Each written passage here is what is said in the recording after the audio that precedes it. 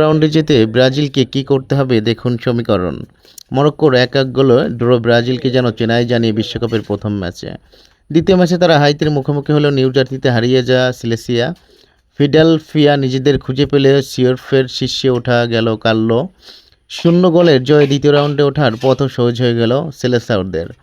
নির্ভরশীল না হয়ে বিশ্বকাপের দ্বিতীয় ম্যাচে রাউন্ড মানে শেষ 32-এ থাকতে হলে ব্রাজিলকে স্লটকার্লিংয়ের সঙ্গে শুধু ড্র করলেই হবে আগামী 25 জুন মায়ামিতে।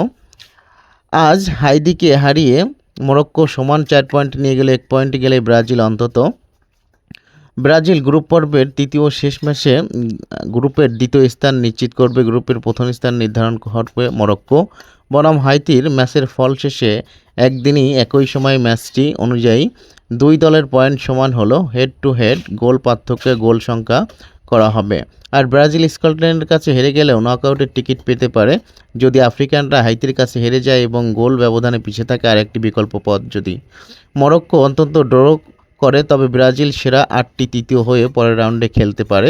প্রথম স্থানে থাকতে হলে ব্রাজিলকে স্কটল্যান্ডের বিপক্ষে করতে হবে যেন মরক্কো হাইতির কাছে হুটস খায়। ব্রাজিল ও মরক্কো একই গোল স্কোর করে তবে ব্রাজিলিয়ান দল গোল পার্থক্যে এগিয়ে চ্যাম্পিয়ন হবে।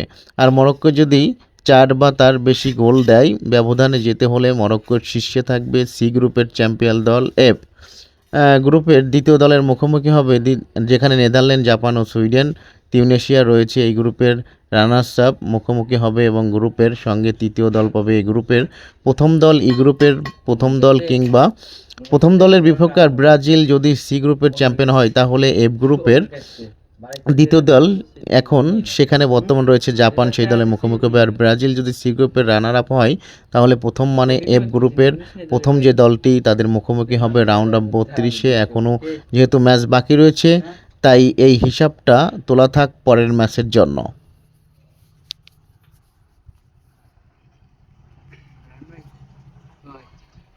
বাড়ি 2000 টাকা